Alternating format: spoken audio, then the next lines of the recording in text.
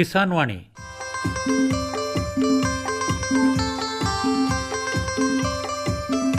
ಈ ಕಾರ್ಯಕ್ರಮದ ಪ್ರಾಯೋಜಕರು ಕೃಷಿ ಮತ್ತು ರೈತ ಕಲ್ಯಾಣ ಮಂತ್ರಾಲಯ, ಭಾರತ ಸರ್ಕಾರ. ಕೋಟಿ ವಿದ್ಯೆಗಳಲ್ಲಿ ಕೃಷಿ ವಿದ್ಯೆಯೇ ಮೇಲು, ಕೋಟಿ ವಿದ್ಯೆಗಳಲ್ಲಿ ಕೃಷಿ ವಿದ್ಯೆಯೇ ಮೇಲು, ಕೋಟಿ ವಿದ್ಯೆಗಳಲ್ಲಿ ಕೃಷಿ ವಿದ್ಯೆಯೇ ಮೇಲು, ಕೋಟಿ ವಿದ್ಯೆಗಳಲ್ಲಿ ಕೃಷಿ ವಿದ್ಯೆಯೇ ಮೇಲು. ಕೃಷಿತೋ ನಾಸ್ತಿ ದುರ್ಭಿಕ್ಷ, ಕೃಷಿತೋ ನಾಸ್ತಿ ದುರ್ಭಿಕ್ಷ, ಕೃಷಿತೋ ನಾಸ್ತಿ ದುರ್ಭಿಕ್ಷ, ಕೃಷಿತೋ ನಾಸ್ತಿ ದುರ್ಭಿಕ್ಷ.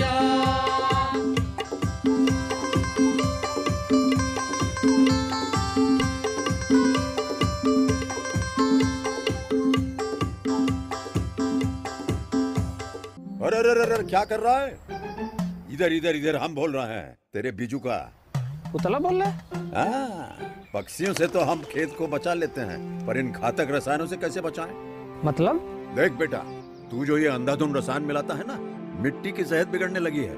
और जब माटी ही कमजोर पड़ जाएगी तो उपज कैसे सेहतमंद होगी? हाँ? अरे पहले ऐसा नहीं था, पूछना अपने बड़े बुजुर्गों से, कैसे फसल लहलहाती थी, शुद्धता झलकती थी। हाँ, माटी भी तंदुरुस्त और लोग भी। अरे पहली वाली बात कहाँ? पर अब तो सब यही डाले हैं। सब नहीं, आज भी लाखों जागरूक किसान परंपरागत विधि से फसल उगा रहे हैं। खर्चा कम और उपज की कीमत भी बेहतर पा रहे हैं। सच है? रे बेटे, एक्सपीरियंस से बता रहे हैं, धूप में बाल सफेद नहीं किए हैं। हाँ। ठीक है भाई, मैं भी आज से जैविक खेती शुरू करूंगा। माटी से प्रेम की परंपरा है, परंपरागत खेती।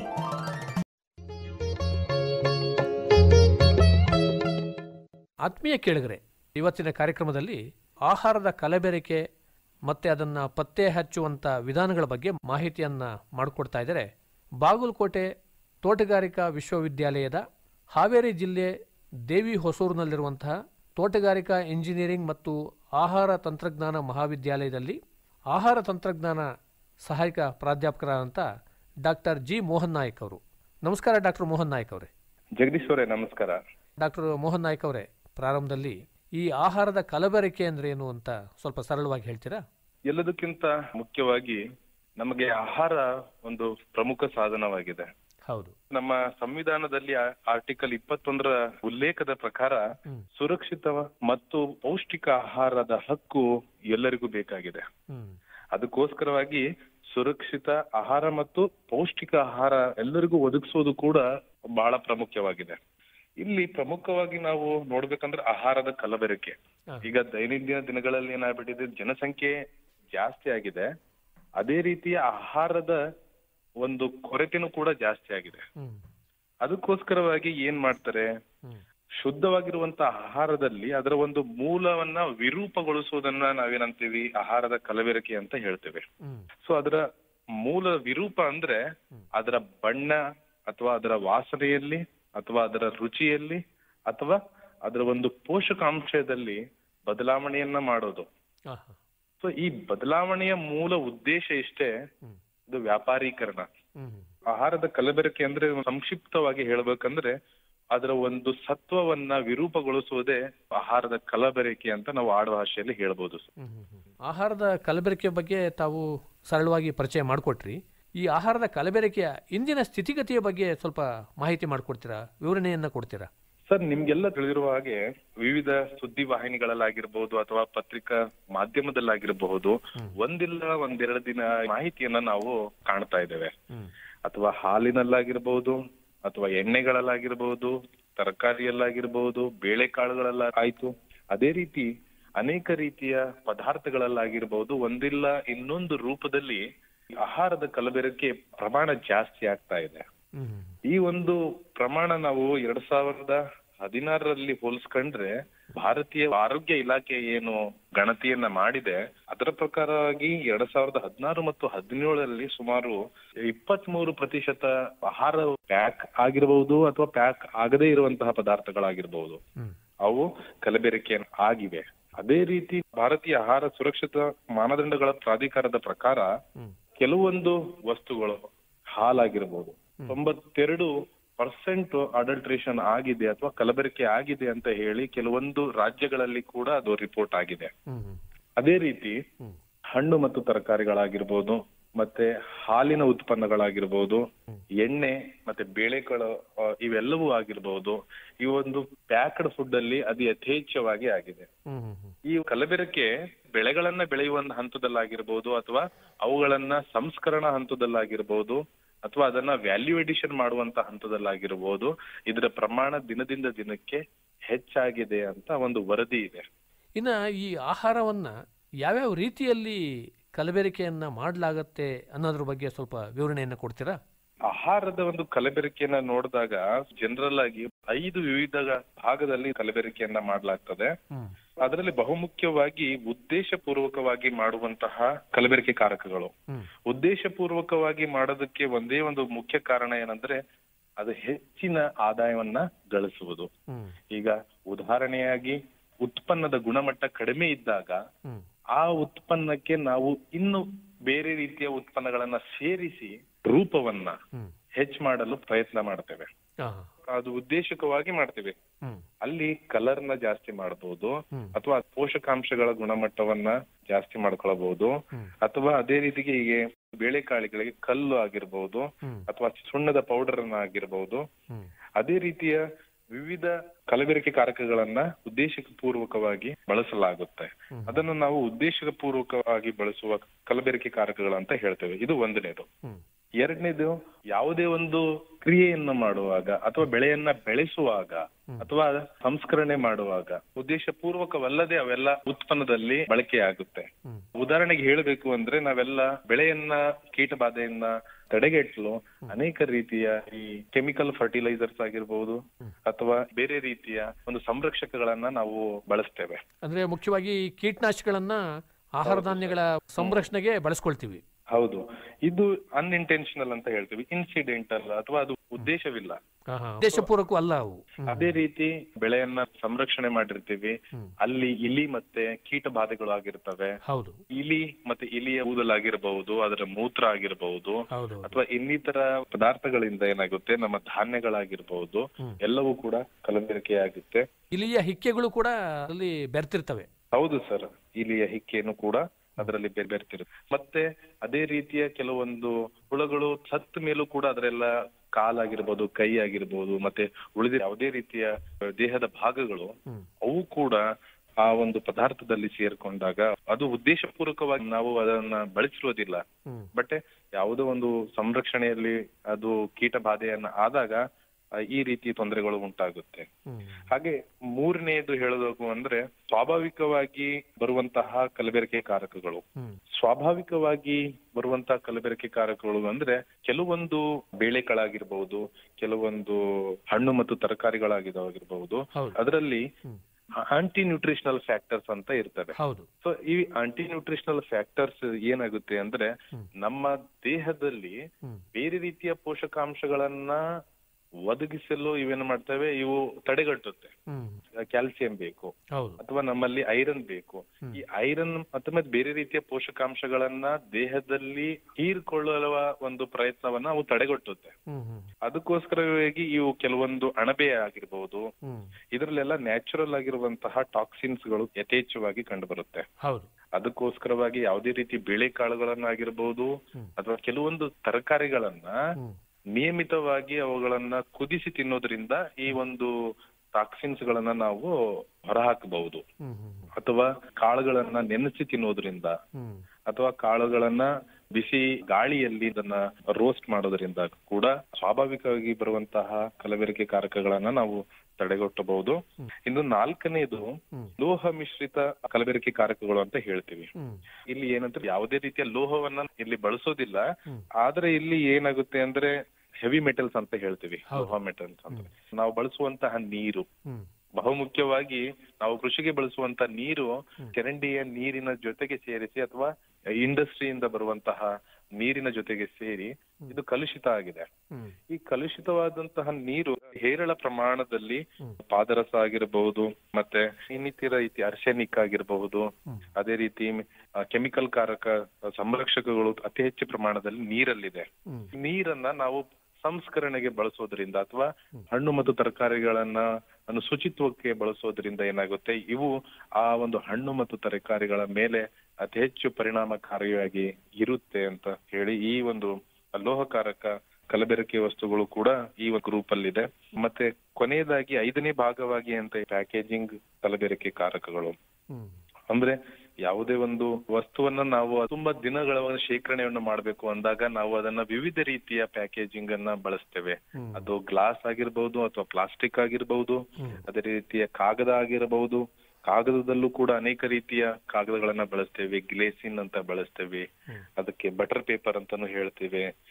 ಈ ಒಂದು ಕಾಗದಗಳು ಕೂಡ ಸಣ್ಣ ಸಣ್ಣ ಚೂರುಗಳು ಅಲ್ಲಲ್ಲೇ ಅಂಟ್ಕೊಂಡಿರುತ್ತೆ. ಅವು ಆಯ್ತು. ಅಲ್ಯೂಮಿನಿಯಂ ಫಾಯಿಲ್ ಅದು ಇರುತ್ತೆ. ಆಮೇಲೆ ಟಿನ್ ಕ್ಯಾನ್ ಗಳನ್ನೆಲ್ಲ ಬಳಸ್ತೇವೆ. ಇವೆಲ್ಲವೂ ಕೂಡ ಒಡೆದ ಚೂರುಗಳು ಈ ಒಂದು ಪದಾರ್ಥಗಳಿಗೆ ಸೇರಿ ಅವು ಕೂಡ ಕಲಬೆರಕೆಗೆ ಕಾರಣ ಆಗುತ್ತೆ ಅಂತ. ಇವೆಲ್ಲ ಅಂಶಗಳು ಸ್ಪೆಷಲಿ ಅನೇಕ ರೀತಿಯ ಕಲಬೆರಕೆಯನ್ನ ಉಂಟು ಮಾಡುತ್ತೆ ಸರ್.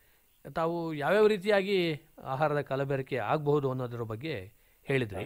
ಇನ್ನು ಈ ಆಹಾರದ ಕಲಬೆರಕೆಗೆ ಮುಖ್ಯ ಕಾರಣಗಳು ಏನು ಅಂತೀರಿ ಸರ್? ಆಹಾರದ ಕಲಬೆರಕೆಗೆ ಮುಖ್ಯ ಕಾರಣಗಳು ಸರ್, ಹೆಚ್ಚಿನ ಪ್ರಮಾಣದ ಆದಾಯವನ್ನ ಗಳಿಸೋದು, ಇದು ಒಂದಿರುತ್ತೆ. ಅದಾದ್ಮೇಲೆ ಬಹಳಷ್ಟು ಮಾರುಕಟ್ಟೆಯಲ್ಲಿ ಏನಾಗುತ್ತೆ, ನಾವು ಬೆಳೆಯುವಂತಹ ಧಾನ್ಯಗಳಾಗಿರ್ಬಹುದು ಅಥವಾ ತರಕಾರಿಗಳಾಗಿರ್ಬಹುದು ಮತ್ತು ಇನ್ನಿತರ ಪದಾರ್ಥಗಳು ಸೀಸನ್ ಆಗಿ, ಅಂದ್ರೆ ಅದು ಒಂದೇ ಒಂದು ಸೀಸನ್ ಅಲ್ಲಿ ಜಾಸ್ತಿ ಬೆಳೆಯೋದ್ರಿಂದ ಅಲ್ಲೇನಾಗುತ್ತೆ, ಮಾರುಕಟ್ಟೆಯಲ್ಲಿ ಹೇರಳವಾಗಿ ಅವೈಲಬಿಲಿಟಿ ಇರುತ್ತೆ. ಆ ಬೆಳೆಗೆ ನಿರ್ದಿಷ್ಟ ಬೆಲೆ ಸಿಗೋದಿಲ್ಲ. ಹೌದು. ಆ ಸಮಯದಲ್ಲಿ ರೈತರು ಏನ್ ಮಾಡ್ತಾರೆ, ಅದನ್ನ ಒಂದು ಸ್ವಲ್ಪ ಪ್ರಮಾಣದಲ್ಲಿ ಅಥವಾ ಅಲ್ಪ ಪ್ರಮಾಣದಲ್ಲಿ ಅದನ್ನ ಶೇಖರಣೆ ಪ್ರಯತ್ನ ಮಾಡ್ತಾರೆ. ಸೊ ಅಲ್ಪ ಪ್ರಮಾಣದಲ್ಲಿ ಶೇಖರಣೆ ಮಾಡುವಾಗ ಈ ಶೇಖರಣಾ ಸಂದರ್ಭದಲ್ಲಿ ಏನಾಗಿರುತ್ತೆ ಅಂದ್ರೆ, ಕೆಲವೊಂದು ಪೋಷಕಾಂಶಗಳಾಗಿರ್ಬಹುದು ಅಥವಾ ಬಹಳಷ್ಟು ಹಣ್ಣು ಆಗಿರ್ಬಹುದು, ತರಕಾರಿಗಳು ಅವು ಕೊಳೆತು ಹೋಗುತ್ತೆ. ಆ ಕೊಳೆತು ಹೋಗೋ ಸಂದರ್ಭದಲ್ಲಿ ಅವ್ರೇನ್ ಮಾಡ್ತಾರೆ, ಅದಕ್ಕೆ ಹೊರರೂಪದಿಂದ ಏನ್ ಮಾಡ್ತಾರೆ, ಅದಕ್ಕೆ ಕಲರ್ ಅನ್ನ ಆಡ್ ಮಾಡ್ತಾರೆ ಅಥವಾ ಅದನ್ನ ಬೇರೆ ರೀತಿಯ ಸಂರಕ್ಷಕಗಳನ್ನ ಬಳಸಿ ಸಂರಕ್ಷಣಾ ಸಮಯವನ್ನ ಜಾಸ್ತಿ ಮಾಡುವಂತ ಪ್ರಯತ್ನದಲ್ಲಿ ಇರ್ತಾರೆ. ಇದರ ಮೂಲ ಉದ್ದೇಶ ಇಷ್ಟೇ, ಅದು ಅತಿ ಹೆಚ್ಚು ಆದಾಯವನ್ನ ಗಳಿಸುವುದು ಸರ್. ಈ ಒಂದು ಕಾರಣ ಇದೆ. ಇವು ಮುಖ್ಯವಾಗಿ ಆಹಾರದ ಕಲಬೆರಕೆಗೆ ಮುಖ್ಯ ಕಾರಣಗಳು ಅಂತೀರಿ? ಹೌದು ಸರ್, ಹೌದು. ಇನ್ನು ಬೇರೆ ಬೇರೆ ಕೃಷಿ ಉತ್ಪನ್ನಗಳಿಗೆ ಬಂದ್ರೆ ಇಲ್ಲಿ ಯಾವ್ಯಾವ ರೀತಿಯಾಗಿ ಆಹಾರದ ಕಲಬೆರಕೆ ಆಗುತ್ತೆ ಅಂತೀರಿ ಸರ್? ಬಹುಮುಖ್ಯವಾಗಿ ನಾವು ದೈನಂದಿನ ದಿನಗಳಲ್ಲಿ ಬಳಸುವಂತಹ ಹಾಲನ್ನ ತಗೋಣ. ಹಾಲಲ್ಲಿ ಸರ್ ಬಹಳ ಮುಖ್ಯವಾಗಿ ನೀರು, ಅದಾದ ಮೇಲೆ ಯೂರಿಯಾವನ್ನ ಬಳಸ್ತಾರೆ. ಓಹೋ, ಯೂರಿಯಾ. ಅದಾದ್ಮೇಲೆ ಸಕ್ಕರೆ. ಹೀಗೆ ಇವನು ಬಿಟ್ಟು ಕೆಲವೊಂದು ಆಂಟಿಬಯೋಟಿಕ್ ಏಜೆಂಟ್ಸ್ ಗಳು ಅಂತ ಇದಾವೆ ಸರ್. ಸೊ ಈ ಆಂಟಿಬಯೋಟಿಕ್ ಏಜೆಂಟ್ಸ್ ಗಳು ಏನ್ ಮಾಡ್ತವೆ, ಹಾಲನ್ನ ಬಹಳ ಹೊತ್ತು ಕೆಡದ ಹಾಗೆ ಇಡುತ್ತೆ. ನಾವು ಹಾಲನ್ನ ದೈನಂದಿನ ದಿನಗಳಲ್ಲಿ ಎಷ್ಟು ಇಡ್ಬೋದು ಅಂದ್ರೆ 2 ರಿಂದ 3 ತಾಸು ಕಾಯಿಸಿಟ್ರೆ 5 ತಾಸುವರೆಗೂ ಇಡಬಹುದು. ಕಾಯಿಸದೆ ಇಟ್ಟಾಗ ಏನ್ಬೋದು 2 ರಿಂದ 3 ತಾಸುವರೆಗೂ ಮಾತ್ರ ಇಡಬಹುದು. ಸೊ ಇಲ್ಲಿ ರೈತರಾಗಿರ್ಬಹುದು ಅಥವಾ ಇಲ್ಲಿರುವಂತಹ ಕೆಲವೊಂದು ಮಿಡ್ಲ್ ಮೆನ್ಸ್ ಅಂತ ಏನ್ ಹೇಳ್ತೀವಿ, ಇವರೆಲ್ಲ ಏನ್ ಮಾಡ್ತಾರೆ, ಇದಕ್ಕೆ ನೀರಾಗಿರ್ಬಹುದು, ಯೂರಿಯಾ ಆಗಿರ್ಬಹುದು, ಅದಕ್ಕೆ ಸಕ್ಕರೆ ಅಂಶವನ್ನ ಹಾಕಿರ್ಬಹುದು ಅಥವಾ ಆಂಟಿಬಯೋಟಿಕ್ಸ್ ಗಳನ್ನ ಬಳಸಿ ಆಮೇಲೆ ಹೆಚ್ಚಿನ ಪ್ರಮಾಣದಲ್ಲಿ ಜಿಡ್ಡು ಫ್ಯಾಟ್ ಪರ್ಸೆಂಟೇಜ್ ಅಂತ ಹೇಳ್ತೇವೆ, ಇದಕ್ಕೂ ಕೂಡ ಆಯಿಲ್ ಅನ್ನ ಬಳಸ್ತಾರೆ. ಇದು ಹಾಲಿನಲ್ಲಿ ಪ್ರಮುಖವಾಗಿ ಇವೆಲ್ಲ ಬಳಸುವಂತಹ ಕಲಬೆರಕೆ ಕಾರಕಗಳು. ಅದೇ ರೀತಿ ದವಸ ಧಾನ್ಯಗಳಲ್ಲಿ ಬಹುಮುಖ್ಯವಾಗಿ ಬೇಳೆಕಾಳುಗಳು, ಅದರಲ್ಲೂ ಕೂಡ ಕಡಲೆಬೇಳೆಗೆ ಹೋಲುವಂತಹ ಇನ್ನೊಂದು ಬೇಳೆ ಇದೆ, ಅದನ್ನು ಕೇಸರಿ ಬೇಳೆ ಅಂತಾನೂ ಕರೀತಾರೆ, ಕೇಸರಿ ದಾಲ್ ಅಂತಾನೂ ಕರೀತಾರೆ. ಇವು ನೋಡೋದಕ್ಕೆ ಕಡಲೆಬೇಳೆ ತರನೇ ಇದ್ರೂ ಕೂಡ ಕೇಸರಿ ಬೇಳೆಯಲ್ಲಿ ಪಾಯ್ಸನಸ್ ಕಂಟೆಂಟ್ ಇದೆ, ಅದನ್ನು ಲ್ಯಾಥರಿಸಮ್ ಅಂತ ಹೇಳ್ತೀವಿ. ಇದು ಏನ್ ಮಾಡುತ್ತೆ ಅಂದ್ರೆ ನಮ್ಮ ದೇಹದಲ್ಲಿ ನಮ್ಮ ನರಕೋಶಕ್ಕೆ ಇದು ಅನೇಕ ರೀತಿಯ ಪ್ರಭಾವವನ್ನ ಬೀರುವುದರ ಮೂಲಕ ಅಂಗಾಂಗಗಳ ವೈಫಲ್ಯವನ್ನ ಮಾಡುತ್ತೆ. ಆಮೇಲೆ ಈ ಅಕ್ಕಿಗೆ ಕಲ್ಲು, ಬೆಣಚು ಕಲ್ಲು, ಬಿಳಿ ಕಲ್ಲನ್ನು ಹಾಕಿರ್ಬಹುದು. ಅದಾದ್ಮೇಲೆ ಅದಕ್ಕೆ ಸುಣ್ಣದ ತಿಳಿ ನೀರನ್ನ ಹಾಕುತ್ತಾರೆ. ಅದೇ ರೀತಿಯ ಲೋಹದ ಅಂಶಗಳನ್ನ ಬಳಸಬಹುದು. ಬೇಳೆಕಾಳಿಗೆ ಸಂಬಂಧಪಟ್ಟಂತ ಇದು ಸರ್. ಅದೇ ರೀತಿಯ ಸಾಂಬಾರು ಪದಾರ್ಥಗಳಲ್ಲಿ ಬಹಳಷ್ಟು ಅರಿಶಿಣ ಆಗಿರ್ಬಹುದು, ಮಸಾಲಾ ಉತ್ಪನ್ನಗಳಾಗಿರ್ಬಹುದು, ಮೆಟಾನಿಲ್ ಎಲ್ಲೋ ಅಂತ ಹೇಳಿ ಒಂದು ಕಲರ್ನ ಬಳಸ್ತಾರೆ. ಈ ಮೆಟಾನಿಲ್ ಯೆಲ್ಲೋ ಕಲರ್ ನ ಅಕ್ಕಿ ಹಿಟ್ಟಾಗಿರ್ಬೋದು ಅಥವಾ ಬೇರೆ ರೀತಿಯ ವೇಸ್ಟ್ ಹಿಟ್ಟುಗಳು ಇದಾವಲ್ವಾ, ಈ ಹಿಟ್ಟುಗಳ ಜೊತೆ ಈ ಮೆಟಾನಿಲ್ ಯೆಲ್ಲೋ ಕಲರ್ ಅನ್ನ ಬಳಸಿ ಇದು ಕೃತಕವಾಗಿ ಅರಿಶಿಣದ ಕಲರ್ ಅನ್ನ ನೀಡಲಾಗುತ್ತೆ. ಅದೇ ರೀತಿ ಎಲ್ಲಾ ರೀತಿಯ ಸಾಂಬಾರು ಮಸಾಲಗಳಿಗೆ ಅಕ್ಕಿಯ ಹಿಟ್ಟಾಗಿರ್ಬೋದು, ಗೋಧಿಯ ಹಿಟ್ಟನ್ನಾಗಿರ್ಬೋದು ಅಥವಾ ಕಡಲೆ ಹಿಟ್ಟನ್ನ ಬಳಸಲಾಗುತ್ತೆ. ಅದೇ ರೀತಿ ತೇವಾಂಶವನ್ನ ಹೆಚ್ಚು ಮಾಡೋದ್ರಿಂದ ಆ ತೇವಾಂಶದಿಂದ ಮಸಾಲಾ ಉತ್ಪನ್ನಗಳ ತೂಕ ಹೆಚ್ಚಾಗುತ್ತೆ. ಆ ಒಂದು ಕಾರಣಕ್ಕೋಸ್ಕರವಾಗಿ ಅದಕ್ಕೆ ನೀರನ್ನು ಹಾಕ್ತಾರೆ. ಅದೇ ರೀತಿ ಮೆಣಸಾಯ್ತು, ಮೆಣಸಿನಲ್ಲಿ ಬಹಳ ಮುಖ್ಯವಾಗಿ ಕಾಳು ಮೆಣಸಿನಲ್ಲಿ ನಾವು ಪಪಾಯದ ಬೀಜಗಳನ್ನ ಬಳಸ್ತಾರೆ. ಪಪಾಯದ ಬೀಜ ಮತ್ತೆ ಕಾಳು ಮೆಣಸಿನ ಬೀಜ ನೋಡಲು ಒಂದೇ ತರ ಹೋಲೋದ್ರಿಂದ ಬಹಳ ಮುಖ್ಯವಾಗಿ ಅದನ್ನ ಬಳಸ್ತಾರೆ. ಅದೇ ರೀತಿ ಶೇಂಗಾ ಎಣ್ಣೆ ಆಗಿರ್ಬೋದು ಅಥವಾ ಇನ್ನಿತರ ಏನು ಅಡುಗೆ ಎಣ್ಣೆಗಳಲ್ಲಿ ಸೂರ್ಯಕಾಂತಿ ಎಣ್ಣೆ, ಹೌದು ಸರ್, ಸೂರ್ಯಕಾಂತಿ ಎಣ್ಣೆಗಳಲ್ಲಿ ಏನ್ ಮಾಡ್ತಾರೆ, ಅದ್ರೆಲ್ಲ ಪಾಮ್ ಆಯಿಲ್ ಆಗಿರ್ಬೋದು ಅಥವಾ ವೈಟ್ ಆಯಿಲ್ ಅಂತಾನು ಬಳಸ್ತಾರೆ. ಆಯಿಲ್ ಅನ್ನ ಬಳಸೋದ್ರಿಂದನೂ ಕೂಡ ಅದರ ಪೋಷಕಾಂಶಗಳ ಗುಣಮಟ್ಟದಲ್ಲಿ ಅನೇಕ ರೀತಿಯ ಬದಲಾವಣೆಯನ್ನ ನಾವು ಕಾಣಬಹುದು. ಪ್ಯಾಕಿಂಗ್ ಮಾಡುವಾಗ ಎಲ್ರಿಗೂ ಸೂರ್ಯಕಾಂತಿ ಎಣ್ಣೆ ಅಥವಾ ಅದರ ಶೇಂಗಾ ಎಣ್ಣೆ ಅಂತ ಇರುತ್ತೆ, ಬಟ್ ಒಳಗಡೆ ಅದನ್ನ ನೋಡಿದಾಗ ವಿವಿಧ ಪ್ರಮಾಣದಲ್ಲಿ ಅದನ್ನ ಏನ್ ಮಾಡ್ತಾರೆ, ಬೇರೆ ಬೇರೆ ಎಣ್ಣೆ ಅಥವಾ ರೀಫ್ರೈಡ್ ಆಯಿಲ್ ರೀಯೂಸ್ಡ್ ಆಯಿಲ್ ಅಂತ ಯೂಸ್ ಮಾಡ್ತಾರೆ. ಈ ದೊಡ್ಡ ದೊಡ್ಡ ರೆಸ್ಟೋರೆಂಟ್ ಗಳಲ್ಲಿ ಏನ್ ಮಾಡಿರ್ತಾರೆ, ಒಂದು ದಿನ ಮಾಡಿರುವಂತ ಅಡಿಗೆ ಎಣ್ಣೆನ ಮತ್ತೊಂದು ದಿನಕ್ಕೆ ಬಳಸೋದಿಲ್ಲ. ಅದನ್ನ ಇವರು ಕಲೆಕ್ಟ್ ಮಾಡ್ಕೊಂಡು ಅದನ್ನ ಮತ್ತೆ ರಿಫೈನ್ಡ್ ಮಾಡಿ ಮತ್ತೆ ಆ ಒಂದು ಆಯಿಲ್ ಅನ್ನ ವಿವಿಧ ಹಂತದಲ್ಲಿ ಅದನ್ನ ಬಳಸಲಾಗುತ್ತದೆ ಸರ್. ಅದೇ ರೀತಿ ಸಕ್ಕರೆಯಲ್ಲೂ ಕೂಡ ಕಲಬೆರಕೆ ಮಾಡ್ತಾರೆ. ಹೌದು ಸರ್, ಸಕ್ಕರೆಯಲ್ಲೂ ಕೂಡ ನಾವು ನೋಡಿದಾಗ ಲೋ ಶುಗರ್ ಕಂಟೆಂಟ್ ಇರುವಂತಹ ಸಕ್ಕರೆಯನ್ನ ಅಥವಾ ಸಕ್ಕರೆ ಆಗಿರ್ಬೋದು ಅಥವಾ ಬೆಲ್ಲ ಆಗಿರ್ಬೋದು ಮತ್ತೆ ಇದೇ ರೀತಿ ಸಕ್ಕರೆ ಮಾಡಿರುವಂತಹ ಪದಾರ್ಥಗಳಾಗಿರ್ಬಹುದು, ರಸಗುಲ್ಲ ಆಗಿರ್ಬಹುದು, ಸ್ವೀಟ್ ಆಗಿರ್ಬಹುದು ಅಥವಾ ಅದರಿಂದ ಮಾಡುವಂತಹ ಅನೇಕ ರೀತಿಯ ಈ ಸಿಹಿ ಕಾರಕಗಳನ್ನ ಅದನ್ನ ಬಳಸಲಾಗುತ್ತೆ. ಈಗ ಸಕ್ಕರೆ ಎಲ್ಲ ಇರ್ಬೋದು ಆರ್ಟಿಫಿಷಿಯಲ್ ಸ್ವೀಟ್ನರ್ ಅಂತ ಯೂಸ್ ಮಾಡ್ತಾರೆ. ಅದೇ ರೀತಿ ನಾನ್ ಪರ್ಮಿಟೆಡ್ ಕಲರ್ಸ್ ಅಂತ ಹೇಳ್ತೇವೆ, ಅಲ್ಲಿ ಕೆಲವೊಂದು ಬಣ್ಣಗಳನ್ನ ಬಳಸ್ತಾರೆ. ಅದಕ್ಕೆ ತುಂಬಾ ಬಿಳಿ ಬಣ್ಣವನ್ನ ಕೊಡೋದು ಅಥವಾ ಅದಕ್ಕೆ ತುಂಬಾ ಒಳ್ಳೆ ರೀತಿಯ ಉತ್ತಮ ಗುಣವನ್ನ ಕೊಡೋದು ಕೂಡ ಅನೇಕ ರೀತಿಯ ವಸ್ತುಗಳನ್ನ ಬಳಸ್ತಾರೆ. ಸಕ್ಕರೆಯಲ್ಲೂ ಕೂಡ ಬಿಳಿ ಕಲ್ಲುಗಳನ್ನು ಕೂಡ ಬಳಸ್ತಾರೆ ಸರ್. ಮತ್ತೆ ಎಣ್ಣೆಗೆ ಕೆಲವೊಂದು ಈ ಕೊಬ್ಬುಗಳನ್ನು ಕೂಡ ಬಳಸ್ತಾರೆ ಅಂತ ಕೇಳಿದೀವಿ. ಹೌದು ಸರ್, ಎಣ್ಣೆಗೆ ಬಹಳಷ್ಟು ಮುಖ್ಯವಾಗಿ ಪ್ರಾಣಿಯ ಕೊಬ್ಬನ್ನ ಬಳಸ್ತಾರೆ. ನಾವೆಲ್ಲ ನೋಡಿರುವ ಹಾಗೆ ಪ್ರಾಣಿಯ ಕೊಬ್ಬನ್ನ ಅದನ್ನ ಶೇಖರಣೆ ಮಾಡಿಕೊಂಡು ಅದನ್ನ ಕಾಯಿಸಿ ಅದಕ್ಕೆ ಒಂದು ಸಣ್ಣ ಪ್ರಮಾಣದ ಕೃತಕ ಬಣ್ಣವನ್ನ ಹಾಕಿ ಅದನ್ನ ಎಣ್ಣೆ ರೂಪದಲ್ಲಿ ಪರಿವರ್ತನೆ ಮಾಡುತ್ತೆ. ನಾವೆಲ್ಲ ಬಹಳಷ್ಟು ಏನು ಪ್ಯಾಕ್ ಆಗದೇ ಇರುವಂತಹ ಎಣ್ಣೆ ಇರುತ್ತೆ ಅಲ್ವಾ, ಲೂಸ್ ಎಣ್ಣೆ ಅಂತ ಹೇಳ್ತೇವೆ, ಅದು ಸಂತೆಗಳಲ್ಲಿ ಅಲ್ಲಿ ಇಲ್ಲಿ ಮಾರ್ತಿರ್ತಾರೆ. ಆ ಒಂದು ಎಣ್ಣೆ ಬಹುಮುಖ್ಯವಾಗಿ ಈ ಪ್ರಾಣಿಯ ಕೊಬ್ಬನ್ನ ಬಳಸಿ ಮಾಡುವಂತಹ ಎಷ್ಟೋ ಒಂದು ಕೇಸಸ್ ಗಳನ್ನ ನೋಡಿದ್ದೇವೆ. ಸೊ ಅದು ಕೂಡ ಅನೇಕ ರೀತಿಯ ಮಾಧ್ಯಮಗಳಲ್ಲಿ ಅದು ವರದಿ ಕೂಡ ಆಗಿದೆ. ಈಗ ಕೆಲವೊಂದು ಬೀದಿ ಬದಿಗಳಲ್ಲಿ ಇದು ಬಹಳ ಮುಖ್ಯವಾಗಿ ಈ ರೀತಿಯ ಎಣ್ಣೆಗಳನ್ನ ಬಳಸ್ತಾರೆ.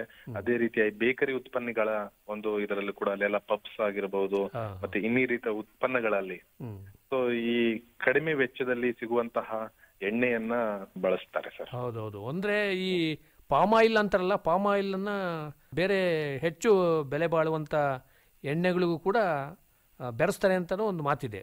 ಹೌದು ಸರ್, ಹೌದು.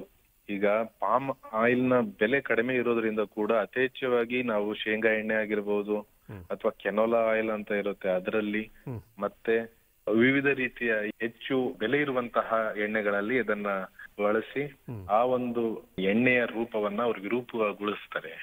ಮತ್ತೆ ಈಗ ಸಾಧಾರಣವಾಗಿ ಸಾಸಿವೆಗೆ ರಾಗಿ ಕಾಳನ್ನ ಬಳಸ್ತಾರೆ ಅಂತ ಕೇಳಿದೀವಿ. ಹೌದು ಸರ್, ಹೌದು. ಇದ್ರಲ್ಲೂ ಕೂಡ ಸಾಸಿವೆ ಮತ್ತೆ ರಾಗಿ ಕಾಳು ಹೋಲೋದಕ್ಕೆ ನಮಗೆ ಒಂದೇ ತರ ಇದ್ರೂ ಕೂಡ ಸೊ ಇದನ್ನ ನೋಡುವಂತ ದೃಷ್ಟಿಕೋನ ಬೇರೆ ಇದೆ. ರಾಗಿಗೆ ಮಧ್ಯದಲ್ಲಿ ಒಂದು ಗೆರೆ ಇರುತ್ತೆ, ಬಟ್ ಸಾಸಿವೆ ಕಾಳಿಗೆ ಇರೋದಿಲ್ಲ. ಸೊ ರೌಂಡ್ ಆಗಿರುತ್ತೆ. ಸೊ ಆ ಒಂದು ಆಧಾರದ ಮೇಲೆ ರಾಗಿ ಮತ್ತೆ ಸಾಸಿವೆ ಕಾಳನ್ನ ನಾವು ವಿಂಗಡಣೆ ಮಾಡಬಹುದು. ಇನ್ನು ಡಾಕ್ಟರ್ ಮೋಹನ್ ನಾಯ್ಕ್ ಅವರೇ, ಈ ಆಹಾರದ ಕಲಬೆರಕೆಯನ್ನ ಪತ್ತೆ ಹಚ್ಚುವಂತ ವಿಧಾನಗಳು ಏನೇನು ಅಂತೀರಿ? ಹೇಗೆ ಪತ್ತೆ ಹಚ್ಚಬಹುದು ಅಂತೀರಿ? ಸರ್, ಈ ಬಹುಮುಖ್ಯವಾಗಿ ಅನೇಕ ರೀತಿಯ ವಿಧಾನಗಳು ಕೂಡ ಈ ಕೈಗೆ ಎಟುಕುವ ರೀತಿಯಲ್ಲೂ ಕೂಡ ಇದೆ. ನಾವು ಮನೆಯಲ್ಲೇ ಕೂಡ ಅನೇಕ ರೀತಿಯ ಕಲಬೆರಕೆ ಕಾರ್ಯಗಳನ್ನ ಪತ್ತೆ ಹಚ್ಚಬಹುದು. ಅದೇ ರೀತಿಯ ಅಡ್ವಾನ್ಸ್ ಮೆಥಡ್ ಅಂತಾನೆ ಹೇಳಿದಾವೆ. ಕೆಲವೊಂದು ತುಂಬಾ ಅಡ್ವಾನ್ಸ್ ಮೆಥಡ್ ಗಳನ್ನ ಕೂಡ ಬಳಸಿ ನಾವು ಕಲಬೆರಕೆ ಕಾರಕಗಳನ್ನ ಪತ್ತೆ ಹಚ್ಚಬಹುದು. ಉದಾಹರಣೆಗೆ ನಾನು ಈಗ ಹೇಳ್ಬೇಕು ಅಂದ್ರೆ, ಗೋಧಿಯಲ್ಲಿ ಒಂದು ಎರ್ಗಟ್ ಅಂತ ಹೇಳಿ ಒಂದು ಶಿಲೀಂಧ್ರ. ಹೌದೌದು, ಮತ್ತೆ ಸಜ್ಜೆ ಮತ್ತೆ ಜೋಳಕ್ಕೂ ಬರುತ್ತೆ. ಹೌದು ಹೌದು. ಈ ಒಂದು ಶಿಲೀಂಧ್ರವನ್ನ ನಾವು ಪತ್ತೆ ಹಚ್ಚಬೇಕು ಅಂದಾಗ ಏನ್ ಮಾಡ್ಬೇಕು ಅಂದ್ರೆ, ಒಂದು 20% ಉಪ್ಪು ನೀರಿನಲ್ಲಿ ಅದನ್ನ ನೆನೆಸಿ ಇಟ್ಬೇಕು. ನೆನೆಸಿದಾಗ ಆ ಉಪ್ಪು ನೀರಿನಲ್ಲಿ ಎರ್ಗಟ್ ಅಂತ ಈ ಒಂದು ಶಿಲೀಂಧ್ರದಿಂದ ಬೆಳೆ ಎಫೆಕ್ಟ್ ಆಗಿದೆ ಅಲ್ವಾ, ಅದು ಮೇಲ್ಗಡೆ ತೇಲುತ್ತೆ ಸ್ವಲ್ಪ ಹೊತ್ತಿನ ನಂತರ. ಅದು ಮೇಲ್ಗಡೆ ತೇಲಿದ್ರೆ ನಾವು ಆ ಒಂದು ಉತ್ಪನ್ನ ಈ ಎರ್ಗಟ್ ಅಂತ ಒಂದು ಶಿಲೀಂಧ್ರದಿಂದ ಎಫೆಕ್ಟ್ ಆಗಿದೆ ಅಂತ ನಾವು ತಿಳಿಬಹುದು. ಇದು ಬಹಳಷ್ಟು ಇದು ಮನೆಯಲ್ಲೇ ಮಾಡ್ಕೊಳ್ಳೋದು. ಉಪ್ಪು ಸಿಗುತ್ತೆ, ಉಪ್ಪಲ್ಲಿ ನೀರನ್ನ ಹಾಕ್ಬಿಟ್ಟು ಈ ನಮ್ಮ ಒಂದು ಉತ್ಪನ್ನವನ್ನ ಹಾಕಿದಾಗ ಕ್ಷಣಾರ್ಧದಲ್ಲೇ ಒಂದು 5 ನಿಮಿಷದಲ್ಲಿ ಕೂಡ ನಾವು ಈ ಒಂದು ಟೆಸ್ಟ್ ಅನ್ನ ಮಾಡಬಹುದು.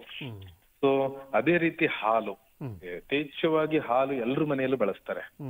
ಬಹಳ ಒಂದು ಕಾಮನ್ ಆಗಿ ಬಳಸುವಂತ ಕಲಬೆರಕೆ ಕಾರಕ ಅಂತ ಹೇಳಿದ್ರೆ ನೀರು.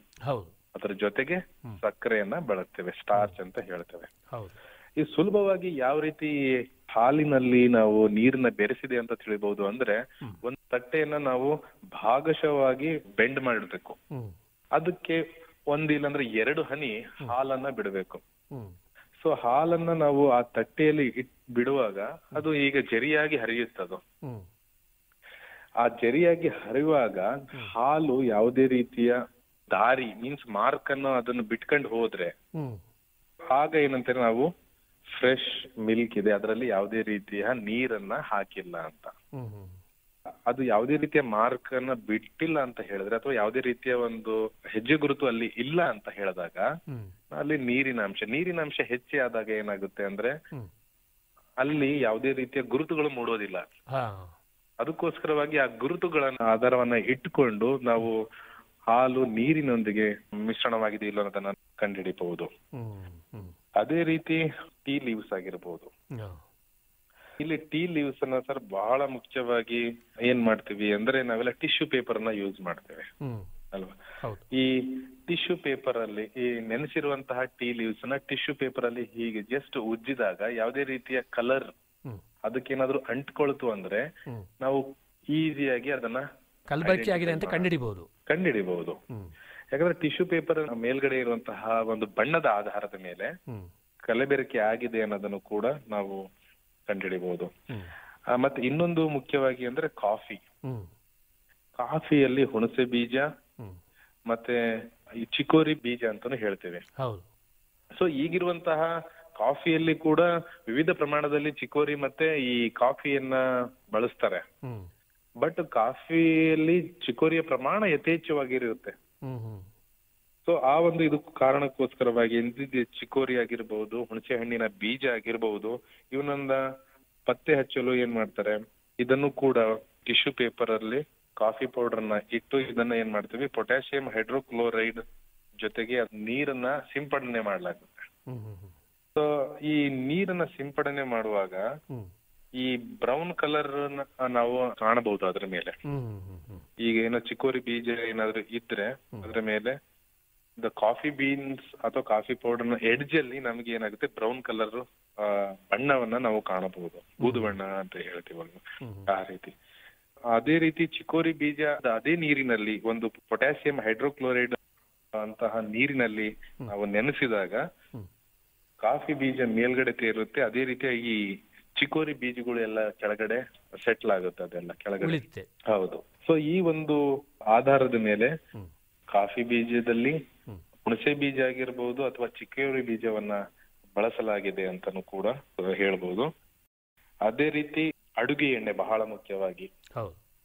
ಅಡುಗೆ ಎಣ್ಣೆಯಲ್ಲಿ ಮಿನರಲ್ ಆಯಿಲ್ ಅಂತ ಯೂಸ್ ಮಾಡ್ತಾರೆ ಸರ್. ಮಿನರಲ್ ಆಯಿಲ್ ಅನ್ನ ಪತ್ತೆ ಹಚ್ಚಲು ಇಲ್ಲಿ ಕೆಲವೊಂದು ಕೆಮಿಕಲ್ಸ್ ಗಳ ಅವಶ್ಯಕತೆ ಇದೆ. ಇದಕ್ಕೆ ಎಷ್ಟು ಎಣ್ಣೆ ತಗೊಂಡಿರ್ತೀವಿ, 10 ಗ್ರಾಮ್ ಎಣ್ಣೆ ತಗೊಂಡ್ರೆ 10 ಗ್ರಾಮ್ ಎಣ್ಣೆಗೆ ಪೊಟ್ಯಾಷಿಯಂ ಅನ್ನ ಆಡ್ ಮಾಡ್ಬೇಕಾಗುತ್ತೆ. ಆಮೇಲೆ ಇದನ್ನ 15 ನಿಮಿಷ ಕಾಲ ಕುದಿಸಿದಾಗ ಒಂದು ಘನರೂಪವನ್ನ ಪಡೆದುಕೊಳ್ಳುತ್ತೆ, ಅಂದ್ರೆ ದಪ್ಪ ಆಗುತ್ತೆ ಅಥವಾ ಅದು ಟರ್ಬಿಡ್ ಅಂತ ಹೇಳ್ತೇವೆ. ಈ ಒಂದು ಮಿನರಲ್ ಆಯಿಲ್ ಯಾವುದೇ ಒಂದು ಆಯಿಲ್ಗೆ, ಯಾವುದೇ ಒಂದು ಅಡುಗೆ ಎಣ್ಣೆಗೆ, ಅದು ಸೋಯಾಬೀನ್ ಆಗಿರ್ಬೋದು ಅಥವಾ ಬಳಸುವಂತಹ ಸೂರ್ಯಕಾಂತಿ ಎಣ್ಣೆ ಆಗಿರ್ಬೋದು, ಇದರಲ್ಲಿ ಮಿನರಲ್ ಆಯಿಲ್ ಏನಾದ್ರು ಬಳಕೆ ಆಗಿದೆ ಅಂತ ಹೇಳಿದ್ರೆ ಈ ಒಂದು ಟೆಸ್ಟ್ ಅನ್ನ ಮಾಡಬಹುದು. ಅದೇ ರೀತಿ ಈಗೆಲ್ಲ ಹರಳೆ ಎಣ್ಣೆಯನ್ನ ಬಳಸ್ತಾರೆ. ಯಾವುದೇ ಒಂದು ಅಡುಗೆ ಎಣ್ಣೆಯಲ್ಲಿ ಹರಳೆಣ್ಣೆ ಅಂಶ ಇದೆ ಅಂತ ಹೇಳಿದ್ರೆ ಅದರಲ್ಲಿ ಪೆಟ್ರೋಲಿಯಂ ಈಥರ್ ಅಂಶವನ್ನ ಹಾಕಿ ನಾವೇನಾದ್ರೂ ಐಸ್ ಸಾಲ್ಟ್ ಅಲ್ಲಿ ಮಿಕ್ಸ್ ಮಾಡಿಟ್ಟಾಗ ಅಲ್ಲೂ ಕೂಡ ಇಮಿಡಿಯೇಟ್ ಆಗಿ ಈ ಎಣ್ಣೆ ಇರುವಂತ ಅಂಶ ಇದು ಏನಾಗುತ್ತೆ, ಬಹಳ ವೇಗವಾಗಿ ಘನರೂಪವನ್ನು ಪಡ್ಕೊಳ್ಳುತ್ತೆ. ಈ ಒಂದು ಸಣ್ಣ ಸಣ್ಣ ಟೆಸ್ಟ್ ಗಳನ್ನ ಕೂಡ ಮನೆಯಲ್ಲೇ ಮಾಡ್ಕೊಳ್ಳೋದಕ್ಕೋಸ್ಕರವಾಗಿ ಈ ಭಾರತೀಯ ಆಹಾರ ಸುರಕ್ಷಿತ ಮಾನದಂಡಗಳ ಪ್ರಾಧಿಕಾರ ಅನೇಕ ರೀತಿಯ ಪತ್ತೆ ಹಚ್ಚುವ ವಿಧಾನಗಳನ್ನು ಕೂಡ ಕೊಟ್ಟಿದೆ. ಸೊ ಮತ್ತೆ ಇನ್ನೊಂದು ಬಹುಮುಖ್ಯವಾಗಿ ನಾವು ಬಳಸುವಂತ ಸಕ್ಕರೆಗೆ ನಾವು ಸುಣ್ಣದ ಪೌಡರ್ ಅನ್ನ ಬಳಸ್ತಾರೆ, ಅದನ್ನ ಚಾಕ್ ಪೌಡರ್ ಅಂತಾನು ಹೇಳ್ತೇವೆ. ಮನೆಯಲ್ಲಿ ಬಹಳ ಸಿಂಪಲ್ ಆಗಿ ಯಾವ ರೀತಿ ಮಾಡ್ಬೇಕು ಅಂದ್ರೆ, ಒಂದು ಚಮಚದಲ್ಲಿ ಈ ಒಂದು ಸಕ್ಕರೆಯನ್ನ ತೆಗೆದುಕೊಂಡು ಅದಕ್ಕೆ ನೀರಿನಲ್ಲಿ ಬೆರೆಸಿದಾಗ ಅದಕ್ಕೇನಾದ್ರು ಸುಣ್ಣದ ನೀರನ್ನ ಅಥವಾ ಸುಣ್ಣದ ಬಣ್ಣವನ್ನ ಏನಾದ್ರು ಹಾಕಿದ್ರೆ ಮೇಲ್ಗಡೆ ಬಿಳಿ ಬಣ್ಣದ ಪರದಿ ಫಾರ್ಮ್ ಆಗುತ್ತಲ್ಲಿ. ಈ ಒಂದು ಆಧಾರದ ಮೇಲೆ ಸಕ್ಕರೆಗೆ ಸುಣ್ಣದ ನೀರು ಅಥವಾ ಸುಣ್ಣದ ಬಣ್ಣವನ್ನ ಬಳಸಿದರೆ ಅನ್ನೋದನ್ನ ನಾವು ಕಾಣಬಹುದು ಸರ್. ಅಂದ್ರೆ ಒಂದು ಪೊರೆ ಬರುತ್ತೆ ಅಲ್ಲಿ. ಹೌದು, ಪೊರೆಯನ್ನ ಬರುತ್ತೆ. ಮತ್ತೆ ಇದೇ ರೀತಿ ಕಾಳುಮೆಣಸು, ಕಾಳುಮೆಣಸಿಗೆ ಪಪಾಯದ ಬೀಜವನ್ನ ಬಳಸ್ತಾರೆ. ಪಪಾಯದ ಬೀಜ ಮತ್ತೆ ಈ ಕಾಳುಮೆಣಸಿನ ಏನು ಸಮ್ಮಿಶ್ರಣ ಏನಿರುವಂತಹ ಒಂದು ಉತ್ಪನ್ನಕ್ಕೆ ಆಲ್ಕೋಹಾಲ್ ಅನ್ನ ಬಳಸಿದಾಗ, ಸೊ ಯಾವುದೇ ರೀತಿಯ ಆಲ್ಕೋಹಾಲ್ ಆಗಿರ್ಬೋದು, ಅದನ್ನ ಬರೆಸಿದಾಗ ಏನಾಗುತ್ತೆ, ಇದು ಪಪಾಯದ ಬೀಜ ಎಲ್ಲ ಏನಾಗುತ್ತೆ ಕೆಳಗಡೆ ಎಲ್ಲ ಸೆಟ್ಲ್ ಆಗುತ್ತೆ. ಈ ಕಾಳುಮೆಣಸಿನ ಬೀಜಗಳು ಮೇಲ್ಗಡೆ ತೇಲುತ್ತೆ. ಸೊ ಈ ಒಂದು ಆಧಾರದ ಮೇಲೆ ನಾವು ಕಲಬೆರಕೆ ಆಗಿರುವಂತಹ ಪಪಾಯದ ಬೀಜವನ್ನ ಮತ್ತೆ ಕಾಳುಮೆಣಸಿನ ಬೀಜವನ್ನ ಬೇರ್ಪಾಡು ಮಾಡಬೇಕು. ಅಂದ್ರೆ ಇವು ಕೆಲವೊಂದು ಆಹಾರದ ಕಲಬೆರಕೆಯನ್ನ ಪತ್ತೆ ಹಚ್ಚುವಂತ ಸರಳ ವಿಧಾನಗಳು ಅಂತೀವಿ. ಸರಳ ವಿಧಾನಗಳು ಮನೆಯಲ್ಲೇ. ಇದೇ ರೀತಿ ಮತ್ತೆ ಮುಂದುವರೆದು ಅನೇಕ ರೀತಿಯ ವಿಧಾನಗಳು ಇವೆ. ಅವುಗಳಲ್ಲಿ ಬಹುಮುಖ್ಯವಾಗಿ ಗ್ಯಾಸ್ ಕ್ರೊಮಟೋಗ್ರಫಿ ಮಾಸ್ ಸ್ಪೆಕ್ಟ್ರೋಸ್ಕೋಪಿ ಅಂತ ಹೇಳ್ತೇವೆ, GCMS, ಮತ್ತೆ HPLC ಹೈ ಪರ್ಫಾರ್ಮೆನ್ಸ್ ಲಿಕ್ವಿಡ್ ಕ್ರೊಮಟೋಗ್ರಫಿ ಅಂತಾನು ಹೇಳ್ತೇವೆ. ಸೊ ಈಗ ಇವೆಲ್ಲ ಬಂದ ಮತ್ತೆ ಇಮೇಜಿಂಗ್ ಟೆಕ್ನಿಕ್ ಅಂತ ಬಂದಿದೆ. ಬೇರೆ ಕ್ಯಾಮ್ರಾದಲ್ಲಿ ಕ್ಯಾಪ್ಚರ್ ಮಾಡಿ ಆ ಒಂದು ವಸ್ತುವಿನಲ್ಲಿ ಯಾವ ಯಾವ ರೀತಿಯ ಕಲಬೆರಕೆ ಕಾರಕಗಳು ಇವೆ ಅನ್ನೋದನ್ನ ಬಳಸ್ತೇವೆ. ಈಗ ಕ್ಯಾಮ್ರಾ ರೀತಿಯ ಕಲಬೆರಕೆ ಕಾರಕವನ್ನ ಪತ್ತೆ ಹಚ್ಚುವುದು ಬಹಳ ಸರಳವಾಗಿದೆ ಈಗೆಲ್ಲ. ಈಗ ಅಕ್ಕಿ ಮತ್ತೆ ಬೇಳೆ ಮತ್ತೆ ವಿವಿಧ ರೀತಿಯ ಕೈಗಾರಿಕೋದ್ಯಮಿಗಳು ಈ ಒಂದು ಕ್ಯಾಮ್ರಾ ರೀತಿಯ ಕಲಬೆರಕೆಯನ್ನ ಪತ್ತೆ ಹಚ್ಚುವ ಕಾರಣ ಅವರೆಲ್ಲರೂ ಕೂಡ ಅಳವಡಿಸ್ಕೊಂಡಿದ್ದಾರೆ. ಬಹಳ ಸರಳವಾಗಿ ಕೂಡ ಅದನ್ನ ಆಹಾರದಲ್ಲಿರುವಂತಹ ಕಲ್ಲಾಗಿರ್ಬಹುದು ಅಥವಾ ಮಣ್ಣಾಗಿರ್ಬಹುದು ಅಥವಾ ಅದರಂತಹ ಹುಳುಗಳಾಗಿರ್ಬಹುದು ಅವುಗಳನ್ನ ಬಹಳ ಮುಖ್ಯವಾಗಿ ನಾವು ಪತ್ತೆ ಹಚ್ಚಬಹುದು. ಇನ್ನು ಈ ಆಹಾರದ ಕಲಬೆರಕೆಯನ್ನ ತಡೆಗಟ್ಟುವಂತ ವಿಧಾನಗಳು ಏನೇನು ಅಂತೀರಿ ಸರ್? ಇಲ್ಲಿ ಆಹಾರದ ಕಲಬೆರಕೆಯನ್ನ ತಡೆಗಟ್ಟುವ ವಿಧಾನಗಳು ನೋಡೋದಾದ್ರೆ, ಮೊದಲನೇದಾಗಿ ಏನು ಬೆಳೆದಿರುವಂತಹ ಬೆಳೆಗೆ ಉತ್ತಮ ರೀತಿಯ ಸಂರಕ್ಷಕಗಳು, ಸ್ಪೆಷಲಿ ಸ್ಟೋರೇಜ್ ಫೆಸಿಲಿಟಿ ಅದನ್ನ ಒದಗಿಸಬೇಕು. ಇಲ್ಲಿ ರೈತರು ಬೆಳೆದಿರ್ತಾರೆ, ಆ ಮಾರುಕಟ್ಟೆಯಲ್ಲಿ ಬೆಲೆ ಇಲ್ದಾಗ ಅವ್ರು ಏನ್ ಮಾಡಿರ್ತಾರೆ, ತಮ್ಮ ಮನೆಯಲ್ಲೇ ಹಾಗೆ ಇಟ್ಕೊಳ್ತಿರ್ತಾರೆ. ತರಕಾರಿಗಳು ಅಂದಾಗ ಅದಕ್ಕೆಲ್ಲ ಒಂದು ಉತ್ತಮ ರೀತಿಯ ತಂಪು ಕಾರಕಗಳಲ್ಲಿ ನಾವು ಶೇಖರಣೆ ಮಾಡೋದ್ರಿಂದ ಅದು ಯಾವುದೇ ರೀತಿಯ ಬದಲಾವಣೆ ಏನು ಆಗೋದಿಲ್ಲ. ಗುಣಮಟ್ಟ ಅಷ್ಟು ವ್ಯತ್ಯಾಸ ಆಗೋದಿಲ್ಲ. ಅದನ್ನ ಇನ್ನು 3-4 ದಿನ ಯಾವಾಗ ಮಾರುಕಟ್ಟೆಯಲ್ಲಿ ಉತ್ತಮ ಬೆಲೆ ಇರುತ್ತೆ ನಮ್ಮ ಬೆಳೆದಿರುವಂತಹ ಬೆಳೆಗೆ, ಆಗ ನಾವು ಆ ಮಾರುಕಟ್ಟೆಗೆ ನಮ್ಮ ಬೆಳೆಯನ್ನ ತೆಗೆದುಕೊಂಡು ಹೋಗ್ಬೋದು. ಅದಕ್ಕೆ ಕೋಲ್ಡ್ ಸ್ಟೋರೇಜ್ ಫೆಸಿಲಿಟಿಯನ್ನ ಬೇಕು ಸರ್. ಆಮೇಲೆ ಉತ್ತಮ ರೀತಿಯ ಹ್ಯಾಂಡ್ಲಿಂಗ್ ಪ್ರಾಕ್ಟೀಸ್ ಅಂತ ಹೇಳ್ತೇವೆ. ಅಂದ್ರೆ ಯಾವ ರೀತಿ ಈಗ ಬೆಳೆಯನ್ನ ನಾವು ಕೊಯ್ಲು ಮಾಡುವ ಸಂದರ್ಭದಲ್ಲಾಗಿರ್ಬಹುದು ಅಥವಾ ಬೆಳೆಯನ್ನ ಬೆಳೆಯುವ ಸಂದರ್ಭದಲ್ಲಾಗಿರ್ಬಹುದು, ಅಲ್ಲಿ ಉತ್ತಮ ರೀತಿಯ ನೀರಾಗಿರ್ಬಹುದು ಅಥವಾ ಉತ್ತಮ ರೀತಿಯ ನೀರನ್ನ ಬಳಸೋದ್ರಿಂದನೂ ಕೂಡ ಅಲ್ಲಿ ಏನಾಗುತ್ತೆ, ಈ ಹೆವಿ ಮೆಟಲ್ಸ್ ಅಂತ ಏನ್ ಹೇಳಿ ಇರುತ್ತೆ ಅದನ್ನು ಕೂಡ ನಾವು ತಡೆಗಟ್ಟಬಹುದು. ಆಮೇಲೆ ಮಾರುಕಟ್ಟೆಗೆ ತಲುಪಿಸುವ ಸಂದರ್ಭದಲ್ಲಿ ಕೆಲವೊಂದು ಉತ್ಪನ್ನಗಳು ಅಲ್ಲೇ ಕೊಳೆತೋಗಿರ್ತವೆ. ಅವುಗಳನ್ನ ಅವರು ವಿಂಗಡಣೆ ಮಾಡೋದೇ ಇಲ್ಲ. ಒಂದು ಟೊಮೆಟೊ ಹಣ್ಣು ಕೊಳೆತೋಯ್ತು ಅಂದ್ರೆ ಇದು ಇಡೀ ಕ್ರೇಟ್ಸ್ ಆಗಿರ್ಬೋದು, ಇರುವ ಒಂದು ಡಬ್ಬಿಲಿರುವಂತ ಎಲ್ಲಾ ಟೊಮೆಟೊಗಳನ್ನು ಕೂಡ ಅದು ಹಾಳು ಮಾಡುತ್ತೆ. ಅದಕ್ಕೆ ಕೊಳೆತಂತಹ ಒಂದು ಪದಾರ್ಥಗಳನ್ನೇನಿದಾವೆ ಅದನ್ನ ಶೀಘ್ರದಲ್ಲೇ ಬೇರ್ಪಡೆ ಮಾಡ್ಬೇಕು, ಪ್ರತ್ಯೇಕಿಸ್ಬೇಕು. ಅದೇ ರೀತಿ ಅವುಗಳನ್ನ ಸುರಕ್ಷಿತವಾಗಿ ತೊಳೆಯುವುದು. ಹ್ಮ್ ಯಾವುದೇ ರೀತಿ ಬೆಳೆ ಅನ್ನೋದಿದ್ರು ಕೂಡ ಸರ್ ನಾವು ಹೊಲದಲ್ಲಿ ಯಾರು ಕೂಡ ಅದನ್ನ ತೊಳೆಯೋದಕ್ಕೆ ಹೋಗೋದಿಲ್ಲ, ಹ್ಮ್ ಹಾಗೆಯನ್ನ ತಂದಿರ್ತಾರೆ. ಹ್ಮ್ ಅಲ್ಲಿ ಬೆಳೆದಿರುವಂತಹ ಬೆಳೆಯನ್ನ ಹ್ಮ್ ಅಲ್ಲೇ ತೊಳೆಯೋದ್ರಿಂದ ಏನಾಗುತ್ತೆ, ಅಲ್ಲಿ ಇರುವಂತಹ ಮಣ್ಣು ಅಥವಾ ತರಕಾರಿಗಂಟಿರುವಂತಹ ಮಣ್ಣಾಗಿರ್ಬೋದು, ಅಲ್ಲಿ ತರಕಾರಿ ನಿಂತ್ಕೊಂಡಿರುವಂತಹ ಕೆಲವೊಂದು ಕ್ಯಾನ್ಸರ್ ಕ್ಯಾರಕ ಸಿಂಪಡಣೆ ಮಾಡಿರುವಂತಹ ಅನೇಕ ರೀತಿಯ ಪೆಸ್ಟಿಸೈಡ್ಸ್ ಆಗಿರ್ಬೋದು, ಅವೆಲ್ಲವೂ ಕೂಡ ಅಲ್ಲೇ ರಿಮೂವ್ ಆಗುತ್ತೆ. ಹ್ಮ್ ಹ್ಮ್ ಹ್ಮ್ ಈ ಒಂದು ಅಂಶವನ್ನ ನಾವು ಗಮನದಲ್ಲಿ ಇಟ್ಕೊಳ್ಬೇಕು. ಹ್ಮ್ ಆಮೇಲೆ ಗ್ರಾಹಕರ ಆಗಿರ್ಬಹುದು ಅಥವಾ ಮಧ್ಯವರ್ತಿಗಳಾಗಿರ್ಬಹುದು ಅಥವಾ ಬೆಳೆಯುವಂತಹ ರೈತನಿಗಾಗಿರ್ಬಹುದು, ಹ್ಮ್ ಅವರಿಗೆ ಆಹಾರದ ಕಲಬೆರಕೆ ಮತ್ತು ಆಹಾರದ ಗುಣಮಟ್ಟದ ಬಗ್ಗೆ ನಾವು ಅರಿವನ್ನ ಮೂಡಿಸ್ಬೇಕಾಗುತ್ತೆ. ಹ್ಮ್ ಹ್ಮ್ ಅರಿವಿನ ಕೊರತೆ ಬಹಳಷ್ಟು ಜನ ಏನಾಗಿದೆ, ಅವ್ರಿಗೆ ಗೊತ್ತಿದೆ ಈ ಆಹಾರದ ಕಲಬೆರಕೆ ಮಾಡೋದ್ರಿಂದ ಇದು ಆರೋಗ್ಯಕ್ಕೆ ಅಪಾಯಕಾರಿ ಅಂತ ಹೇಳಿದ್ರು ಕೂಡ ಹ್ಮ್ ಅವರು ಕೂಡ ಅದನ್ನ ಮನದಲ್ಲಿ ಇಟ್ಕೊಳ್ಳದೆ ಹ್ಮ್ ತಮ್ಮ ಸ್ವಾರ್ಥಕ್ಕಾಗಿ ಹ್ಮ್ ಈ ಕಾರ್ಯವನ್ನ ನಿರ್ವಹಿಸ್ತಾ ಇರ್ತಾರೆ. ಹ್ಮ್ ಅದಕ್ಕೋಸ್ಕರವಾಗಿ ಅವರಿಗೆ ಒಂದು ಅರಿವಿನ ಕಾರ್ಯಕ್ರಮ ಎಲ್ಲಾ ಹಂತದಲ್ಲಿ ಮಾಡ್ಬೇಕು ಅಂತ ಹೇಳ್ತಾ ಇದ್ವಿ ಸರ್. ನಮ್ಮ ಆರೋಗ್ಯದ ಮೇಲೆ ಈ ಆಹಾರದ ಕಲಬೆರಕೆ ಯಾವ ರೀತಿಯಾದಂತಹ ಕೆಟ್ಟ ಪರಿಣಾಮಗಳನ್ನು ಉಂಟು ಮಾಡುತ್ತೆ ಅಂತೀರಿ? ಸರ್, ಬಹಳ ಮುಖ್ಯವಾಗಿ ನಮ್ಮ ಉತ್ತಮ ಆಹಾರ ನಮ್ಮ ಉತ್ತಮ ಆರೋಗ್ಯಕ್ಕೆ ತುಂಬಾ ಪ್ರಮುಖವಾಗಿದೆ. ಹ್ಮ್ ಇಲ್ಲಿ ಯಾವುದೇ ರೀತಿ ಕಲಬೆರಕೆಯನ್ನ ಬೆಳೆಸಿದಾಗ ಪರಿಣಾಮವನ್ನ ಬೀಳ್ತೇವೆ. ಹ್ಮ್ ಈಗ ಕೆಲವೊಂದು ಮಾಧ್ಯಮದಲ್ಲಿ ನಾವು ನೋಡಿದ್ವಿ, ಕಳೆದ ಒಂದು ದಿನಗಳಲ್ಲಿ ಬಹಳ ಪ್ರಚಲಿತವಾಗಿತ್ತು, ಈ ಗೋಬಿ ಮಂಚೂರಿಗೆ ಬಣ್ಣವನ್ನ ನಿಷೇಧಿಸಲಾಗಿದೆ, ಚಿಕನ್ 65ಗೆ ಬಣ್ಣವನ್ನ ನಿಷೇಧಿಸಲಾಗಿದೆ, ಮ್ಯಾಗಿಯಲ್ಲಿ ಕೆಲವೊಂದು ಉತ್ಪನ್ನಗಳಲ್ಲಿ MSG ಕಂಟೆಂಟ್ ಅನ್ನ, ಮೊನೋಸೋಡಿಯಂ ಗ್ಲುಟಮೇಟ್ ಈ ಒಂದು ಕಂಟೆಂಟ್ ಅನ್ನ ನಿಷೇಧಿಸಲಾಗಿದೆ. ಈ ರೀತಿಯಂತ ಅನೇಕ ರೀತಿಯ ಪದಾರ್ಥಗಳಲ್ಲಿ ವಿವಿಧ ರೀತಿಯ ಅಂಶಗಳನ್ನ ಕಲಬೆರಕೆ ಮಾಡಲಾಗುತ್ತೆ. ಸೊ ಈ ಕಲಬೆರಕೆ ಮಾಡೋದ್ರಿಂದ ನೇರವಾಗಿ ನಮ್ಮ ಆರೋಗ್ಯದ ಮೇಲೆ ಪ್ರಭಾವವನ್ನ ಬೀರುತ್ತೆ. ಅದರಲ್ಲಿ ಬಹಳ ಮುಖ್ಯವಾಗಿ ನಾವು ನೋಡೋದಾದ್ರೆ, ನಾವು ನಮ್ಮ ರುಚಿಯನ್ನ ಕಳ್ಕೊಳ್ತೇವೆ, ನಮ್ಮ ನಾಲಿಗೆ ಅದು ರುಚಿಯನ್ನ ಕಳ್ಕೊಳ್ಳುತ್ತೆ. ಅದೇ ರೀತಿ ಮುಂದುವರೆದು ಕ್ಯಾನ್ಸರ್ ಆಗಿರ್ಬೋದು, ಅದೇ ರೀತಿಯ ನರಕ್ಕೆ ಸಂಬಂಧಿರುವಂತಹ ಅನೇಕ ರೀತಿಯ ರೋಗಗಳಾಗಿರ್ಬೋದು. ಬಹಳ ಸಂಕ್ಷಿಪ್ತವಾಗಿ ನಾವು ಹೇಳ್ಬೇಕು ಅಂದ್ರೆ, ಯಾವುದೇ ಒಂದು ಆಹಾರವನ್ನು ತಿಂದಾಗ ಫಸ್ಟ್ ತಲೆನೋವು ಬರುತ್ತೆ.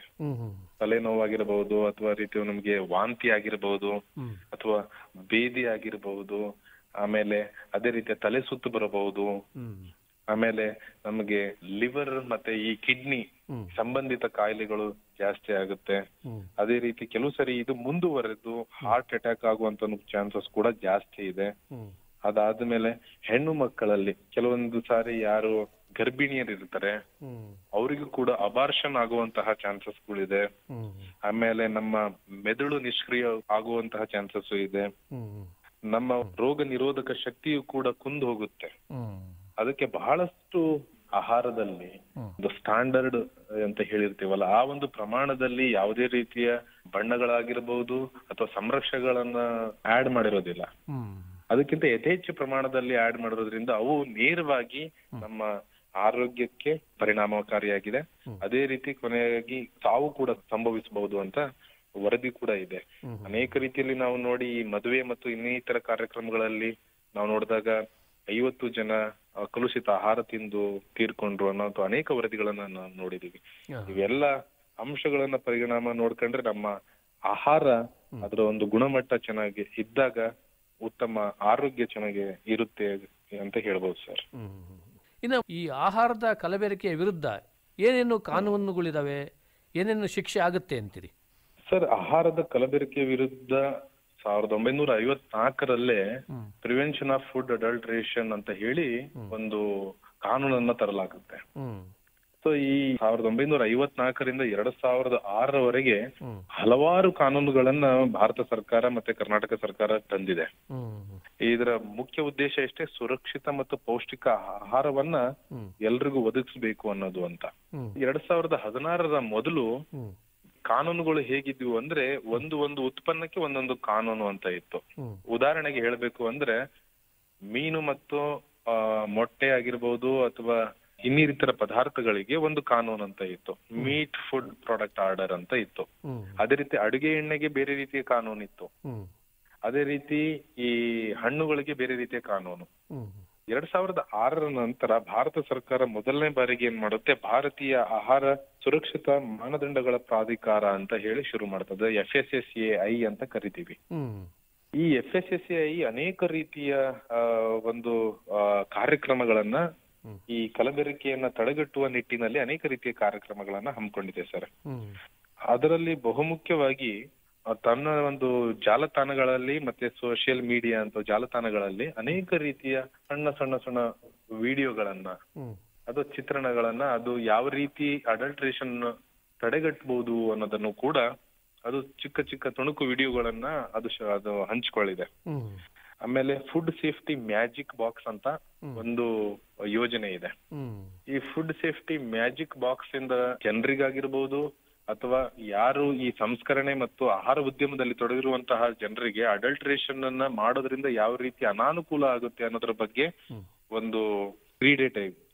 ಅದೇ ರೀತಿ ಫುಡ್ ಸೇಫ್ಟಿ ಆನ್ ವೀಲ್ಸ್ ಅಂತ ಹೇಳಿದೀವಿ. ಫುಡ್ ಸೇಫ್ಟಿ ಆನ್ ವೀಲ್ಸ್ ಈ ಕಾರ್ಯಕ್ರಮದ ಉದ್ದೇಶ ಏನಂದ್ರೆ ಆಹಾರದ ಕಲಬೆರಕೆಯನ್ನ ನೇರವಾಗಿ ಸ್ಥಳೀಯವಾಗಿ ಕೂಡ ನಾವು ಕಂಡುಹಿಡಿಬಹುದು. ಹೇಗೆ ಆ ಒಂದು ವಾಹನದಲ್ಲಿ ಎಲ್ಲಾ ರೀತಿಯ ಟೆಸ್ಟ್, ಒಂದು ವಿವಿಧ ರೀತಿಯ ಉತ್ಪನ್ನಗಳಿಗೆ ಕಲಬೆರಕೆಯನ್ನ ಪತ್ತೆ ಹಚ್ಚಲು ಕೊಡುವಾಗಿ ಎಲ್ಲಾ ರೀತಿಯ ಫೆಸಿಲಿಟಿಯನ್ನು ಒಂದು ವಾಹನದಲ್ಲಿ ಮಾಡಿರ್ತಾರೆ.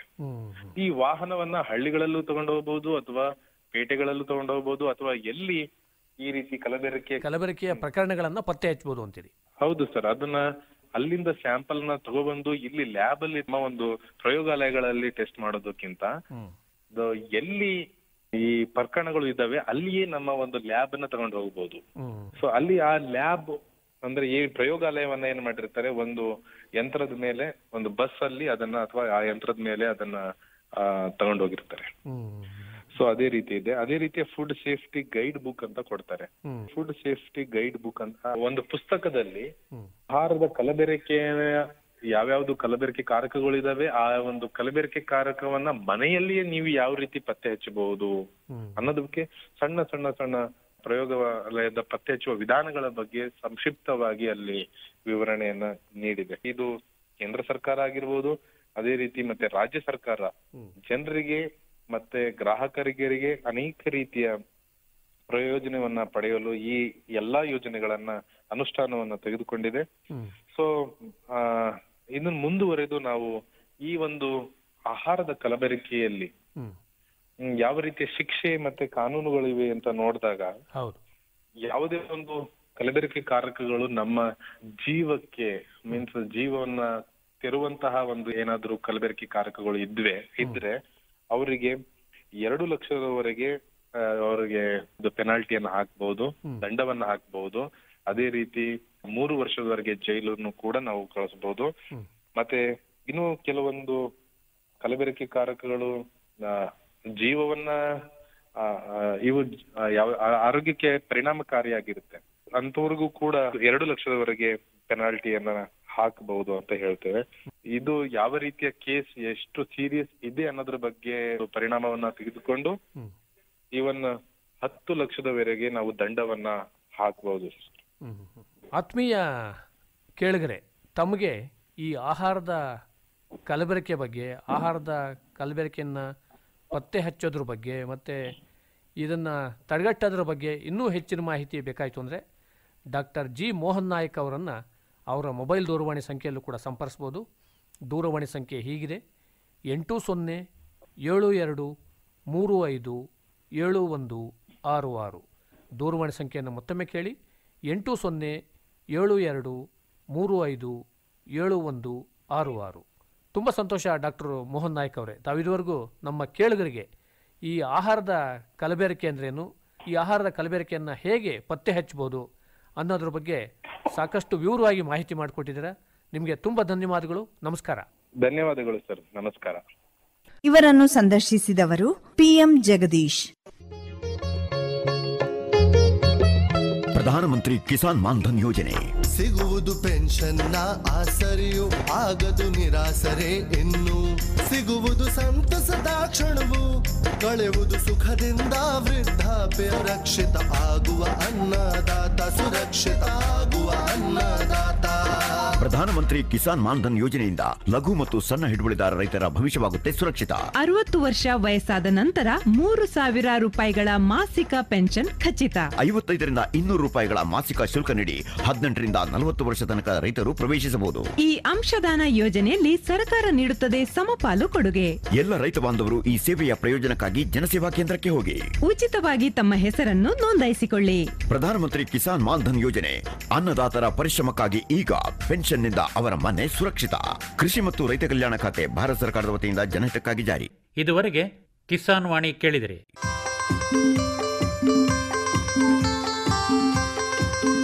ಕಾರ್ಯಕ್ರಮವನ್ನು ಪ್ರಾಯೋಜಿಸಿದವರು ಕೃಷಿ ಮತ್ತು ರೈತ ಕಲ್ಯಾಣ ಮಂತ್ರಾಲಯ, ಭಾರತ ಸರ್ಕಾರ. ಕೋಟಿ ವಿದ್ಯೆಗಳಲ್ಲಿ ಕೃಷಿ ವಿದ್ಯೆಯೇ ಮೇಲು. ಕೋಟಿ ವಿದ್ಯೆಗಳಲ್ಲಿ ಕೃಷಿ ವಿದ್ಯೆಯೇ ಮೇಲು. ಕೋಟಿ ವಿದ್ಯೆಗಳಲ್ಲಿ ಕೃಷಿ ವಿದ್ಯೆಯೇ ಮೇಲು. ಕೋಟಿ ವಿದ್ಯೆಗಳಲ್ಲಿ ಕೃಷಿ ವಿದ್ಯೆಯೇ ಮೇಲು. ಕೃಷಿತೋ ನಾಸ್ತಿ ದುರ್ಭಿಕ್ಷ.